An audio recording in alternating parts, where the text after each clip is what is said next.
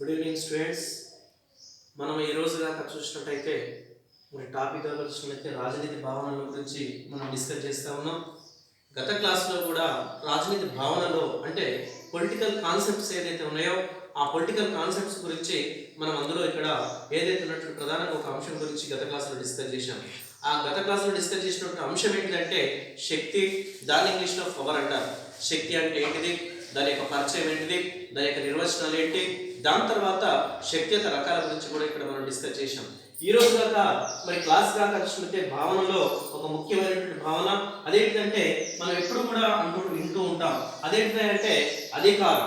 అధికారం అంటే ఏంటిది అంటే ప్రధానంగా చూసినట్టు అధికారం అంటే ఏంటంటే జనరల్గా మనం ఏమనుకుంటామంటే ఏదైతే రాజ్యంలో కానీ దేశంలో కానీ అధికారంలో వచ్చినటువంటి పార్టీ కాక మరి చెలాయించడం జరుగుతుంది అంటున్నాం. కాబట్టి ఈ అధికారం అనే భావన కాక చూసినట్లయితే మరి ఇక్కడ ముఖ్యంగా రాజనీతి శాస్త్రంలో కానీ పరిపాలనా శాస్త్రంలో కానీ ఒక విశేషమైనటువంటి స్థానం సంపాదించుకున్నటువంటి భావన ఏంటిది అంటే అధికారం అని ఇక్కడ చెప్పడం జరుగుతుంది. సో ఈ అధికారం అనే భావన కాక మనం చూసినట్లయితే ప్రధానంగా మరి రాజ్యం కంటే పురాతనమైనటువంటి అంశం ఏంటిది అంటే అధికారం అంటారు. మనం అంటుంటాం రాజ్యం ముందు వచ్చిందా అధికారం ముందు వచ్చిందంటే మరి ఇక్కడ ఏదైతే ఉన్నట్టు రాజనీతి తత్వవేత్తలు ఏమంటారంటే అధికార భావనే పురాతనమైనటువంటిదని మరి ఇక్కడ తత్వవేత్తలు ఇక్కడ చెప్పడం జరుగుతుంది. ఏదైతే ఉన్నటువంటి డి జోవిల్ అని ఏమంటారంటే రాజ్యం కంటే అధికారం అనేది పురాతనమైన భావనని డి జోవిల్ అనేటువంటి రాజనీతి తత్వవేత్త మరి ఇక్కడ ఉన్నటువంటి ఇక్కడ అభిప్రాయపడడం జరిగింది. ముఖ్యంగా మరి ఇక్కడ ఏదైతే ఉన్నటువంటి అధికారం అనే భావన గురించి కాకపోతే గ్రీకు దేశానికి చెందినటువంటి తత్వవేత్తలు ఎవరైతే ఉన్నారో అందులో కాకపోతే మరి ఇక్కడ సోఫిస్టులు అంటుంటారు. వాళ్ళనే మరి ఇక్కడ సోఫిస్టులో కాకపోతే ఒక తత్వవేత్త అయినటువంటి సోక్రటీస్. ఎవరు? సోక్రటీస్. సోక్రటీస్ తర్వాత మరొక తత్వవేత్త ఎవరంటే అరిస్టాటిల్.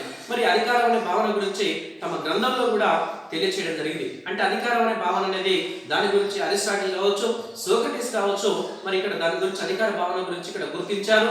దాని యొక్క ప్రాధాన్యత గురించి కూడా ఇక్కడ తెలియచేయడం జరిగింది.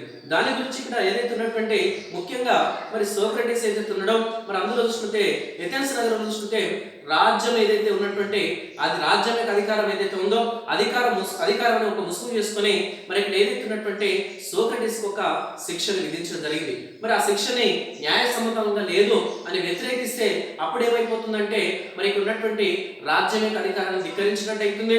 దాంతో పాటు కూడా అతని యొక్క పౌరసత్వాన్ని ఇక్కడ కోల్పోవాల్సి వస్తుంది. అప్పుడు సోక్రటీస్ ఏం చేసిందంటే రాజ్యం యొక్క అధికారాన్ని ధిక్కరించకుండా ఉండాలి కాబట్టి రాజ్యం యొక్క అధికారాన్ని గౌరవించాలనే భావంతో మరి ఇక్కడ సోక్రటీస్ తానంతట తానుగా విషం తీసుకుని చనిపోయినటువంటి తత్వవేత్త ఎవరంటే సోక్రటీస్ అని చెప్పడం జరుగుతుంది. కాబట్టి రాజ్యం యొక్క అధికారానికి అంత ప్రాధాన్యత ఉన్నటువంటి అంశం ఉందని మరి ఉన్నటువంటి సోక్రటీస్ కావచ్చు, ప్లేటో కావచ్చు, అరిస్టాటిల్ కావచ్చు మరి ఇక్కడ తెలియచేయడం జరిగింది. సో అధికారం అనేది రాజనీతి శాస్త్రంలో కానీ పరిపాలనా శాస్త్రంలో కానీ అంత గొప్ప భావన అయినటువంటిది అంశం. అంతేకాకుండా రాజనీతి శాస్త్రంలో కొన్ని భావనలు ఉన్నాయి. ముఖ్యంగా చూసుకుంటే సార్వభౌమాధికారం కానీ దాని తర్వాత స్వేచ్ఛ కానీ తర్వాత మరి అదే విధంగా ఉన్నటువంటి నైతిక విలువలతో పాటు అధికారం అనే భావన కూడా చాలా ప్రాధాన్యత ఉన్నటువంటి అంశంగా ఇక్కడ చెప్పడం జరుగుతుంది. మరి ఇక్కడ అధికారం గురించి భావన గురించి ఆధునిక కాలంలో మరి ముఖ్యంగా చూసుకుంటే మరి మాకియావెల్లి కానీ దాని తర్వాత అక్వినాస్ కానీ జాన్ లాక్ కానీ జేజే రూసో కానీ అధికార భావన గురించి ఇక్కడ తెలియచేయడం జరిగింది. ఇది అధికారం యొక్క ఇంట్రడక్షన్, అధికారం యొక్క పరిచయానికి సంబంధించినటువంటి సమాచారం. దీని తర్వాత అధికారం యొక్క అర్థం అంటే ఏదైతే అధికారాన్ని ఇంగ్లీష్ ఏమంటారంటే అథారిటీ అని ఇక్కడ చెప్పడం జరుగుతుంది. మరి ఇక్కడ అధికారం అనేది ఇక్కడ చూసినట్లయితే ఇంగ్లీష్లో అథారిటీ అంటారు. ఈ అధికారం అనే భావన ఎట్లా వచ్చింది అని కాక మనం చూసినట్టయితే ఈ అధికారం అనే భావన కాక చూసినట్లయితే మరి ఇక్కడ ఏదైతే ఉన్నటువంటి ప్రాచీన రోమన్ ఏదైతే ఉన్నటువంటి పదాలు ఏదైతే ఉన్నాయో అందులో కాక చూసినట్టే అక్టర్ అక్టోరిటస్ ప్రాచీన రోమన్ భాష పదాలైనటువంటి అక్టర్ అక్టోరిటస్ అనే ఉన్నటువంటి పదాల నుంచి మరి ఇక్కడ అధికారం అనే భావన అనేది ఇక్కడ రావడం జరిగింది. ముఖ్యంగా అధికారం అనే దాని ఇంగ్లీష్ లో దీని అథారిటీ అని చెప్పడం జరుగుతుంది. ఈ అథారిటీ అనేది ఎట్లా వచ్చిందంటే మరి ప్రాచీన రోమన్ భాష పదాలైనటువంటి అక్టర్ అక్టోరిటస్ అనేటువంటి ఒక రోమన్ భాష పదాల నుంచి ఇక్కడ రావడం జరిగింది. ముఖ్యంగా చూసినట్టే మరి ఇక్కడ అక్టర్ లేదా అక్టోరిటస్ అని కాక మనం చూసినట్టయితే ఏంటి సార్ ఈ భాష దీనికి సంబంధించినటువంటి పదాలకు ఉన్నటువంటి అర్థం ఏంటిది, అక్టర్ తర్వాత అక్టోరిటస్ అనే పదాలకు ఉన్నటువంటి అర్థం ఏంటిదని కాక మనం చూసినట్టయితే ముఖ్యంగా ఇది సలహాలు కానీ తర్వాత ఇక్కడ ఉన్నటువంటి సూచనలు కానీ సంప్రదింపులు మరి ఇక్కడ అధికారం అనే భావాన్ని ఇంగ్లీష్ లో అథారిటీ అంటారు. ఈ అథారిటీ అనేది ఏ భాషా పదాల నుంచి వచ్చిందంటే రోమన్ ప్రాచీన భాషా పదాల నుంచి వచ్చింది. రోమన్ ప్రాచీన భాషా పదాలు ఏంటిదంటే అక్టర్, అక్టోరిటస్ అనేటువంటి ఉన్నటువంటి ప్రాచీన భాషా పదాల నుంచి వచ్చింది. అక్టర్, అక్టోరిటస్ అంటే ఏంటిదంటే ముఖ్యంగా సలహాలు కానీ, సూచనలు కానీ, సంప్రదింపులు కానీ, దీన్నే మరి ఇక్కడ అధికారం అనే భావన ఇక్కడ చెప్పడం జరుగుతుంది. ముఖ్యంగా చూసినట్లయితే మరి ఏదైతే ఉన్నటువంటి ప్రాచీన రోమన్లో ఉన్నటువంటి అక్కడ ఉన్నటువంటి అనుభవజ్ఞులైనటువంటి సభ ఉండేది. అనుభవజ్ఞులైనటువంటి సభని ఇక్కడ ఏమంటారంటే సెనెట్ అంటారు. ప్రాచీన రోమన్లో ఉన్నటువంటి అనుభవజ్ఞులైనటువంటి సభ. అనుభవజ్ఞులు అంటే ఏంటంటే మేధాపరంగా మరి ఇక్కడ ఉన్నటువంటి అనుభవపరంగా ఇక్కడ ఉన్నటువంటి వయసు రీత్యా పెద్దవాళ్ళైనటువంటి సభనే మరి ఇక్కడ అనుభవజ్ఞులైనటువంటి సభ అంటారు. దాని పేరే సెనెట్ అంటారు. తర్వాత ఇంకో సభ ఉండేది ప్రజాసభ. మరి ఇక్కడ ప్రజాసభ తీసుకున్న నిర్ణయాలను కూడా ఏది ఆమోదించాలంటే సెనెట్ ఆమోదించాలి. మరి సెనెట్ కూడా ఇక్కడ ఏదైతే ఆమోదించేటప్పుడు మరి ఇక్కడ ప్రజల యొక్క ఆచారాల ప్రకారం, సాంప్రదాయాల ప్రకారం, న్యాయ సూత్రాల ప్రకారం ఉందా లేదా ఆమోదించవచ్చు లేదా తిరస్కరించవచ్చు. మరి దాన్ని మరి ఇక్కడ ఆమోదించడం లేదా తిరస్కరించే అధికారం ఎవరికి ఉంటుందంటే సెనెట్ ఉంది. సో కాబట్టి దాన్నే తిరస్కరించే అధికారం ఉంది కాబట్టి దాన్నే అక్టోరిటస్ అని చెప్పడం జరిగింది. ఇది అధికారం యొక్క అర్థానికి సంబంధించినటువంటి సమాచారం. ముఖ్యంగా అధికారం అనే పదం కాక మనం చూసినట్టయితే మరి ఇక్కడ కొంతమంది ఇక్కడ మాటల ద్వారా తన యొక్క అధికారాన్ని ఉపయోగిస్తారు, కొంతమంది చేతల ద్వారా ఇక్కడ తన యొక్క అధికారాన్ని ఉపయోగిస్తారు, కొంతమంది ఏంటంటే బలం ద్వారా ఇక్కడ తన యొక్క అధికారాన్ని ఇక్కడ ఉపయోగించడం జరుగుతుంది. కాబట్టి ముఖ్యంగా చూసినట్టే కొంతమంది కాక చూసినట్టే మాటల ద్వారా, కొంతమంది కాక చూసినట్టే చేతల ద్వారా, కొంతమంది కాక చూసినట్టే ప్రసంగాల ద్వారా, కొంతమంది కాక చూసినట్టే మరి ఇక్కడ ఏదైతే బలం ద్వారా తన యొక్క అధికారాన్ని ఇక్కడ ఉపయోగించడం జరుగుతుంది. మరి చేతల ద్వారా అంటే మరి చేతులు అంటే ఏంటంటే ఏదైతే కొంతమంది ఇక్కడ తక్కువ మాట్లాడతారు, ఎక్కువ మాట్లాడడం జరుగుతుంది. కాబట్టి ముఖ్యంగా అరే వాడు చేతల మనుషులా, ఇక్కడ మామూలు అయినటువంటి వ్యక్తి కాదు, మొత్తం కూడా తన యొక్క కార్యక్రమాలు మొత్తం కూడా పకడ్బందీగా ఉంటాయి అంటే చేతల ద్వారా. కొంతమంది ఏమంటారంటే మాటల ద్వారా నీరు కాక వచ్చినట్టు అది చేస్తే ఇది చేస్తారు ఇక్కడటువంటి అధికారం ద్వారా ఇక్కడటువంటి తన యొక్క మాటల ద్వారా. తర్వాత కొంతమంది ఏం చేస్తారంటే ప్రసంగాల ద్వారా అంటే తమ యొక్క ఏదైతే ఉన్నటువంటి వాగ్దాన ప్రసంగాల ద్వారా కూడా మరి ఇక్కడ ప్రజలను తమ వైపు తిప్పుకోవడానికి ఇక్కడ ప్రయత్నం చేస్తారు. కొంతమంది ఏం చేస్తారంటే బలం ద్వారా మరి ఇక్కడ అధికారం కొంతమంది ఎట్లా ఉంటారంటే ఊర్లలో చూసినట్టే మరి ఇక్కడ ఉన్న బలం ద్వారా అతను ఇక్కడ బలహీనత ఒకటి జరుగుతుంది. కాబట్టి అధికారం అనేది కాక చూసినట్టే మరి ఇక్కడ ఏదైతే ఉన్నటువంటి మాటల ద్వారా, తర్వాత ఇక్కడ ఉన్నటువంటి చేతల ద్వారా, తర్వాత ప్రసంగాల ద్వారా, బల ప్రయోగం ద్వారా అధికారం అనే భావన ఇక్కడ ఉపయోగించడం జరుగుతుంది. ఇది అధికార భావనకు సంబంధించినట్టు జనరల్ గా అర్థం. తర్వాత మరొక అంశంగా చూసినట్లయితే నిర్వచనాలు. మరి అధికార సంబంధం ఏదైతే ఉన్నట్టు అధికారం అనే భావన ఏదైతే ఉందో అధికారం అనే భావనకు మరి ఇక్కడ జనరల్ గా ఒక రాజనీతి తత్వవేత్తలు అనేక నిర్వచనాలు ఇచ్చారు. అందులో ఒకరి లేదా ఇద్దరు ఒక నిర్వచనాలు కనుక మనం పరిశీలించినట్టయితే ముఖ్యంగా అందులో చూసినట్టే మరి ఏదైతే ఉన్నటువంటి మార్క్స్ అది ఇక్కడ ఉన్నటువంటి అందులో చూసినట్టు అధికార భావన గురించి కాల్చుకుంటే మరి అందులో ముఖ్యంగా వెల్డస్ అనేటువంటి తత్వవేత్త ఒక నిర్వచనం ఇచ్చాడు. ఆ నిర్వచనం ఏంటంటే ముఖ్యంగా చూసుకుంటే సంబంధిత ప్రజల సముదాయం ఏదైతే ఉన్నటువంటి సంబంధిత తర్వాత ముఖ్యంగా సంబంధిత ప్రజల ఏదైతే ఉన్నటువంటి సమ్మతితోటి వినియోగించే ఏదైతే శక్తి ఉందో దాన్ని ఇక్కడ అధికారం అంటారు. ముఖ్యంగా వెల్డస్ అనేటువంటి తత్వవేత్తగా చూస్తుంటే రాజనీతి తత్వవేత్త ఆయన అధికారం అనే భావన గురించి చూస్తుంటే సంబంధిత ప్రజల సమ్మతితోటి వినియోగించే శక్తి ఏదైతే ఉందో దాన్నే మరి ఇక్కడ శక్తి ఇక్కడ అధికారం అంటారు. అంటే సంబంధిత ప్రజలు అంటే ఇలా ఫర్ ఎగ్జాంపుల్ చూసినట్టయితే మరి ఇలా ఆధునిక కాలంలో అనేక దేశాల్లో చూస్తుంటే ప్రజాస్వామ్య ప్రభుత్వాలు ఉన్నాయి. మరి ప్రజాస్వామ్య ప్రభుత్వాలు ప్రజలందరూ కూడా ఓటు ద్వారా ఏదైనా ఒక రాజకీయ పార్టీకి ఇక్కడ ఓటు వేయడం జరుగుతుంది. ఆ ఓటు ద్వారా ఇక్కడ ఆ పార్టీ అధికారంలోకి వస్తుంది. ఆ పార్టీ అధికారంలోకి వచ్చిన తర్వాత ఆ ప్రజల యొక్క సమ్మతితోటే మరి ఇక్కడ అధికారం ఇక్కడ కొనసాగించడం జరుగుతుంది. కాబట్టి వెల్డస్ ఇచ్చినటువంటి నిర్వచనం కాకపోతే సంబంధిత ప్రజల సమ్మతితోటి వినియోగించే శక్తి ఏదైతే ఉందో దాన్ని ఇక్కడ ఉన్నటువంటి అధికారం అంటారు. సంబంధిత ప్రజల యొక్క సముదాయంతో వినియోగించే శక్తి ఏదైతే ఉందో దాన్నే అధికారం అంటారని ఎవరు చెప్పారంటే వెల్డస్ అనేటువంటి తత్వవేత్త నిర్వచించారు. దాని తర్వాత ముఖ్యంగా ఇంకొక తత్వవేత్త చూస్తే అధికారం అంటే సంబంధిత ప్రజల యొక్క ఏదైతే ఉన్నటువంటి సంబంధిత ప్రజల యొక్క పలుకుబడి లేదంటే ఏకాభిప్రాయాన్ని ఇక్కడ వ్యక్తం చేస్తే దాన్ని ఇక్కడ ఏమంటారంటే అధికారం అంటారు. మరొకసారి చూడండి, ముఖ్యంగా అధికారం అంటే కాకపోతే సంబంధిత మరి స్వచ్ఛందంగా ఏకాభిప్రాయంగా పొందినట్టయితే దాన్ని కూడా ఇక్కడ ఏమంటారంటే అధికారం అంటారు. అంటే సంబంధిత ప్రజలు అంటే ఏంటంటే ఆ రాజ్యంలో ఉన్నటువంటి ప్రజలు స్వచ్ఛందంగా ఇతర యొక్క మాకు ఇక్కడ పరిపాలకులు కావాలి అని స్వచ్ఛందంగా ఏకాభిప్రాయంగా మరి వ్యక్తం చేసినట్టు అలాంటి సముదాయాన్ని ద్వారా ఇక్కడ పరిపాలన చేసినట్టు దాని ఇక్కడ ఉన్నటువంటి అధికారం అని ఇక్కడ చెప్పడం జరుగుతుంది. ఇది మరి ఉన్నటువంటి అధికారానికి సంబంధించినటువంటి నిర్వచనాలు. దీని తర్వాత అధికారం యొక్క లక్షణాలు ముఖ్యంగా ప్రధానంగా చూసినట్లయితే అధికారం యొక్క లక్షణాలు కాక మనం చూసినట్టయితే మరి ఇందులో అధికారం యొక్క లక్షణాలు కూడా ఇక్కడ పొందుపరచడం జరిగింది. ముఖ్యంగా అధికారం యొక్క లక్షణాల గురించి జర్మనీ దేశానికి చెందినటువంటి తత్వవేత్త అధికారం యొక్క లక్షణాల గురించి మరి ఎవరు ఇక్కడ వ్యక్తం చేయడం జరిగిందంటే జర్మనీ దేశానికి చెందినటువంటి తత్వవేత్త ఆయన ఎవరంటే మార్క్స్ వెబర్. మరి అధికారం యొక్క లక్షణాల గురించి తెలియజేసింది ఎవరంటే ముఖ్యంగా చూసినట్లయితే జర్మనీ తత్వవేత్త మార్క్స్ వెబర్ ఇక్కడ తెలియజేయడం జరిగింది. అందులో మరి ఇక్కడ ఏమేమి ఉన్నదంటే ముఖ్యంగా అధికారం అనేది కాక మనం చూసినట్టయితే ముఖ్యంగా పాలన చేసే వ్యక్తులు ఏదైతే ఉన్నారో మరి ఇక్కడ ఏదైతే ఉన్నటువంటి సముదాయానికి ప్రతీకగా ఉంటుంది. అధికారం యొక్క లక్షణం కాకుంటే మరి ప్రధానంగా ఒకటో లక్షణం ఏంటంటే మరి ఇక్కడ ఏదైతే ఉన్నటువంటి పాలన చేసే వ్యక్తుల సముదాయానికి ప్రతీకగా ఉంటుంది. అంటే అధికారం యొక్క మొదటి లక్షణం కాకుంటే పాలన చేసేటువంటి ఏదైతే ఉన్నటువంటి అంశం కాకుంటే మరి ఇక్కడ పాలన చేసేటువంటి వ్యక్తుల యొక్క సముదాయానికి ప్రతీకగా ఉంటుంది. అంటే ఇవాళ ఫర్ ఎగ్జాంపుల్ మన తెలంగాణ రాష్ట్రం ఉంది. మన తెలంగాణ రాష్ట్రంలో ప్రజలందరూ కూడా మరి ఇక్కడ పరిపాలించేది ఏంటిదంటే మరి ప్రభుత్వం. కాబట్టి అధికారం యొక్క లక్షణం ఏంటిదంటే మరి ప్రధానంగా చూసుకుంటే పాలన అనేది వ్యక్తుల యొక్క సముదాయానికి ప్రతీకగా ఉండడం జరుగుతుంది. అది అధికారం యొక్క లక్షణం. తర్వాత ముఖ్యంగా అధికారం అనేది కాకుంటే పాలితుల యొక్క ప్రవర్తనని మరి ఇక్కడ ఏదైతే ఉన్నటువంటి మరి ఇక్కడ ప్రభావితం చేస్తుంది. ఇలా పాలితులు పాలకులు అంటారు.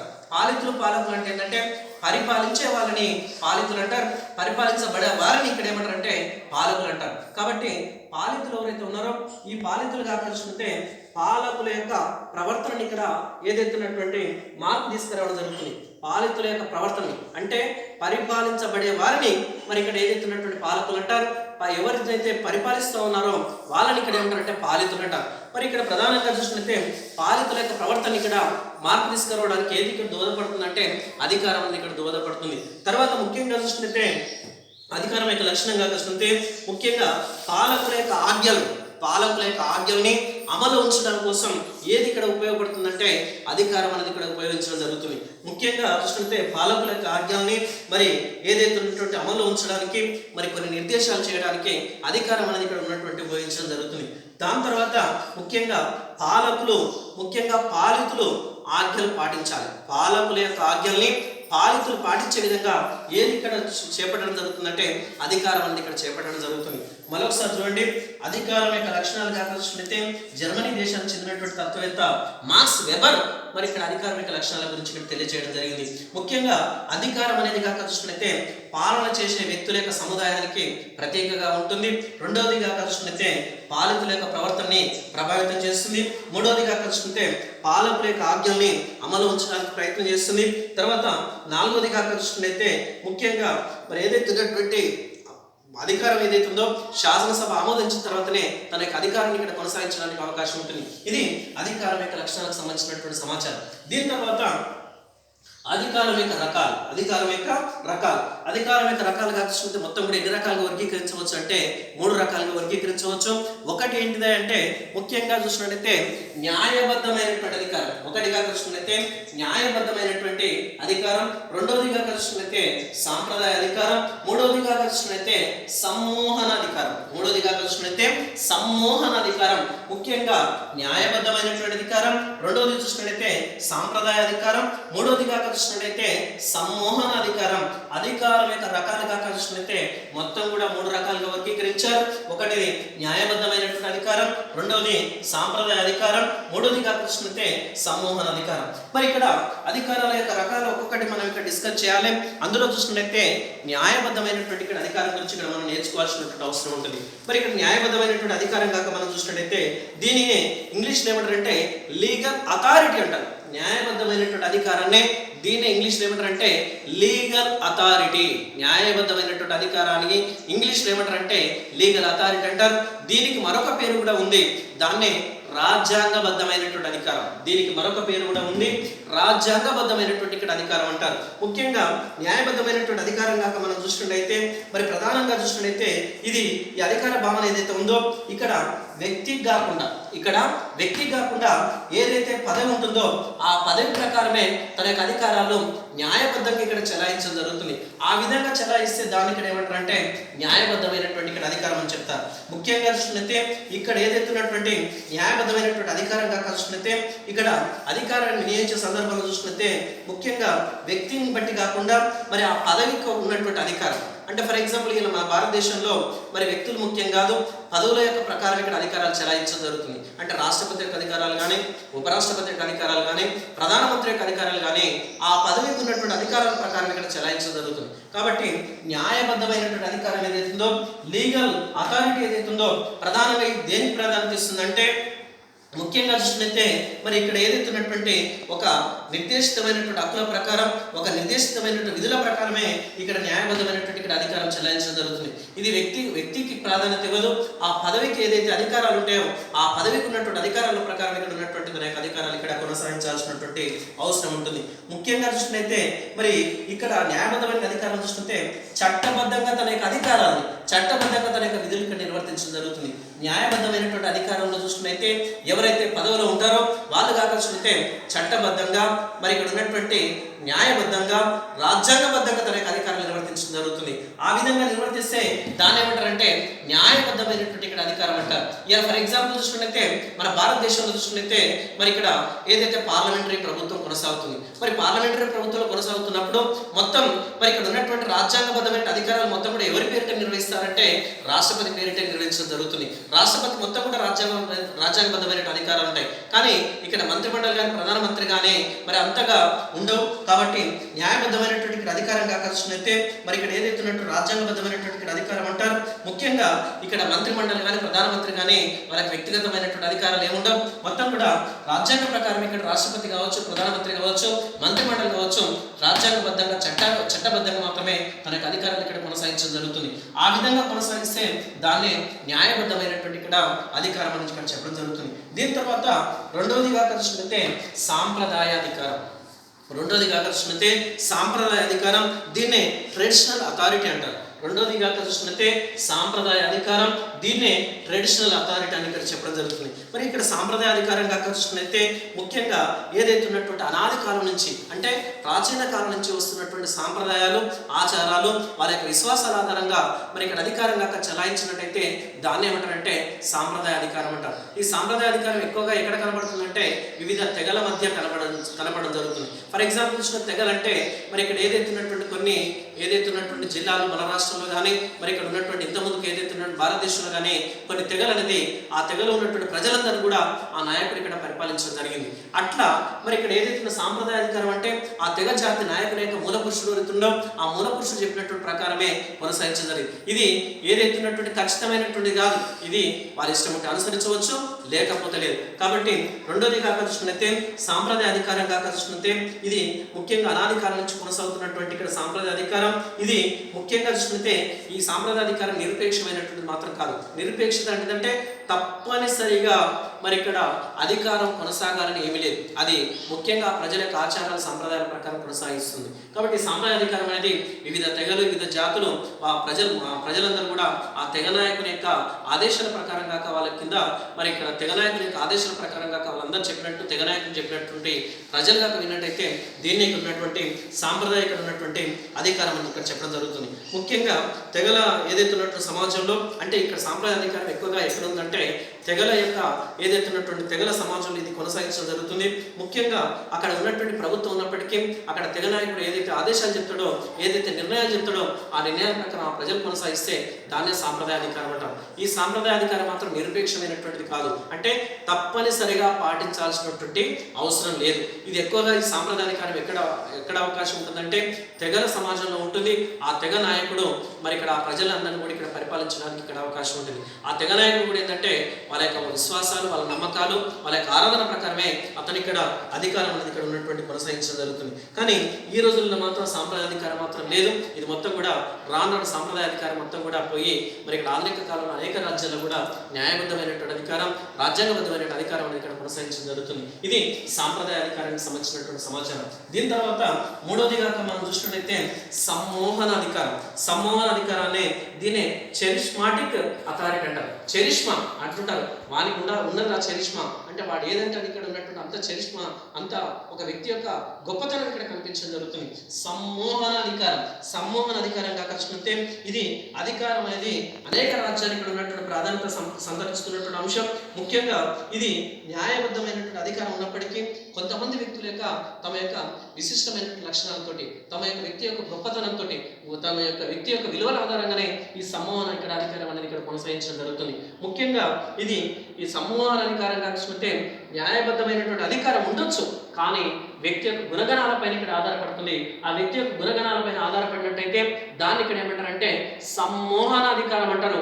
దీన్ని చెరిష్మాటిక్ అథారిటీ అని ఇక్కడ చెప్పడం జరుగుతుంది. ఈ సమ్మోహన అధికారం న్యాయబద్ధమైనటువంటి పదవిలో ఉన్నప్పటికీ, రాజ్యాంగబద్ధమైనటువంటి పదవిలో ఉన్నప్పటికీ తన యొక్క వ్యక్తిగతమైనటువంటి ఏదైతే గుణగణాలపైన, వ్యక్తిత్వం పైన గాక మరి ఇక్కడ ప్రజలను గాక ఆకర్షించినట్టయితే అలాంటి దాన్ని ఇక్కడ ఏమంటారంటే సమ్మోహన అయినటువంటి ఇక్కడ అధికారం అని ఇక్కడ చెప్పడం జరుగుతుంది. ఈ సమ్మోహన అధికారంగా చూస్తే నాయకులు ఎట్లా ఉంటారంటే ఒక ఆదర్శవంతమైనటువంటి మరి లక్షణాలు ఉంటాయి, ఒక ఆదర్శవంతమైనటువంటి గుణాలు ఉంటాయి, ఒక ఆదర్శవంతమైనటువంటి భావాలు ఉంటాయి. అవి ఆదర్శవంతమైన భావాలు కానీ లక్షణాలు కానీ అందరూ కూడా ఆచరించడానికి, అందరూ కూడా తన యొక్క భావాలను ఇక్కడ ఇంప్లిమెంట్ చేసినట్టయితే అలాంటి నాయకులు ఇక్కడ ఏమంటారంటే సమ్మోహన ఉన్నటువంటి అధికారం అని చెప్పడం జరుగుతుంది. అందులో కాక మనం ప్రధానంగా చూసుకుంటే స్వాతంత్ర ఉద్యమంలో చూసుకుంటే మనం చూసాం, ఏదైతే ఉన్నటువంటి నేతాజీ సుభాష్ చంద్రబోస్ కానీ, బాల గంగాధర్ తిలక్ కానీ, తర్వాత మహాత్మా గాంధీ కానీ, వీళ్ళందరూ కూడా భారత స్వాతంత్ర ఉద్యమంలో ప్రజలందరూ కూడా ఇక్కడ ఆకర్షించి మరి ఇక్కడ తన వైపు ఇక్కడ ప్రజలు తిప్పుకోవడం జరిగింది. ఆ విధంగా ఇక్కడ ఉన్నటువంటి అధికారం అనేది ఇక్కడ కొనసాగించడం జరిగింది. మహాత్మా గాంధీ ఆ రోజులలో జాతీయ ఉద్యమాలు చూసినట్టే ఏ పిలిపించినప్పటికీ, ఫర్ ఎగ్జాంపుల్ చూసినట్టే సహాయ నిరాకరణ ఉద్యమం పిలిపించినా, దండి సత్యాగ్రహం ఇచ్చినా కానీ, క్విట్ ఇండియా ఉద్యమం ఇచ్చినా కానీ, ఏ ఉద్యమం అయినా కానీ మహాత్మా గాంధీ పిలుపు మేరకు ప్రజలందరూ కూడా తన యొక్క మరి ఇక్కడ ఏదైతే ఉన్నటువంటి బాట నడవడం జరిగింది. అట్లా నడిచిన దాని ఇక్కడ ఏమంటారంటే సమ్మోహన అధికారం అంటారు. అదేవిధంగా బాల గంగాధర్ తిలక్ కూడా ఇక్కడ ఉన్నటువంటి మరి ఏదైతే ఉన్న హోమ్ రూల్ ఉద్యమం కానీ, రకరకాల ఉద్యమాలు ఇక్కడ ఉన్నటువంటి మరి ఏదైతే ఉన్నట్టు అతివద దశలో ఇక్కడ బాల గంగాధర్ తిలక్ కూడా తన యొక్క కార్యక్రమాలు ఇక్కడ ఏదైతే కొనసాగించదని, అట్లా దేశ ప్రజలు తన వైపు తిప్పుకొని మరి తన యొక్క విశిష్టమైనటువంటి లక్షణాలతోటి, ఒక విశిష్టమైనటువంటి గుణాలతోటి ప్రజలను ఆకర్షించి ప్రజలపైన ఇక్కడ అధికారం కొనసాగిస్తే దాన్ని ఏమంటారంటే సమ్మోహన అధికారం అంటారు. ఈ ఆధునిక కాలంలో చూసుకున్నైతే మన భారతదేశంలో జవహర్లాల్ నెహ్రూ కానీ, ఇందిరాగాంధీ కానీ, అటల్ బిహారీ వాజ్పేయి కానీ, నరేంద్ర మోడీ కానీ ఇలా మొత్తం కూడా ఎట్లా ఉంటారంటే తమ యొక్క వ్యక్తిగత యొక్క గుణగణాలమైన సమ్మోహన అధికారం కొనసాగిస్తా ఉన్నారు. అదేవిధంగా ఒకప్పుడు చూసినట్టే మన ఉమ్మడి ఆంధ్రప్రదేశ్ ఉన్నప్పుడు ఎన్టీ రామారావు ఇక్కడ ఏదైతే ఉన్నటువంటి 1982లో మరి ఇక్కడ పార్టీ పెట్టిన తర్వాత కేవలం 9 నెలల్లో మాత్రమే మొత్తం కూడా ఆంధ్రప్రదేశ్ వ్యాప్తంగా మొత్తం కూడా ఎన్నికలు జరిగినట్టయితే ఆ ఎన్నికల్లో అఖండమైనటువంటి విజయం సాధించి మరి ఇక్కడ అధికారంలోకి వచ్చాడు. దానికి రావడానికి కారణం ఏంటంటే ఎన్టీ రామారావు యొక్క చరిష్మా పనిచేసింది, ఎన్టీ రామారావు యొక్క సమ్మోహన అధికారం పనిచేసింది. అంటే ఎన్టీ రామారావు యొక్క గొప్పతనం, ఎన్టీ రామారావు యొక్క గుణగణాలు ప్రజలందరూ కూడా ఆకర్షించి మొత్తం కూడా రాజ్యాంగబద్ధ పాలన ఉన్నప్పటికీ, చట్టబద్ధ పాలన ఉన్నప్పటికీ ఎన్టీ రామారావు యొక్క వ్యక్తిత్వం పైన ఇక్కడ ఆధారపడి ఇక్కడ అందరూ కూడా ప్రజలందరూ కూడా ఓటు వేయడం జరిగింది. అదేవిధంగా మన తెలంగాణ రాష్ట్రంలో చూసినట్లయితే తెలంగాణ ఉద్యమం మొత్తం కూడా రెండవ మలి దశ ఉద్యమంలో 2001 నుంచి 2014 వరకు ఇక్కడ తెలంగాణ ఉద్యమం జరిగింది. ఈ 2001 నుంచి 2014 వరకు ముఖ్యంగా ఏదైతే ఉన్నటువంటి కల్వకుంట్ల చంద్రశేఖరరావు గారు ఏదైతే ఉన్నాడో ఆయన మొత్తం కూడా ఏదైతే ప్రజల్ని మాటల ద్వారా ఇక్కడ ఆకర్షించి తెలంగాణ యాస, తెలంగాణ భాష, తెలంగాణ జరుగుతున్న అన్యాయాన్ని మొత్తం కూడా మరి ఇక్కడ ప్రజలకు తెలియజేసి ప్రజలు మొత్తం కూడా తమ వైపు తిప్పుకొని మరి ఇక్కడ తెలంగాణ రాష్ట్రం సాధించే వరకు ప్రయత్నం చేయడం జరిగింది. అట్లా ఉంటే దాన్ని ఇక్కడ ఉన్నటువంటి సమ్మోహన అధికారం అంటారు. ఇది అధికారానికి సంబంధించినటువంటి రకాలు, ఇది అధికారం యొక్క భావన. దీంతో ఇక్కడ అధికార భావన అనేది కంప్లీట్ కావడం జరిగింది. Thank you very much.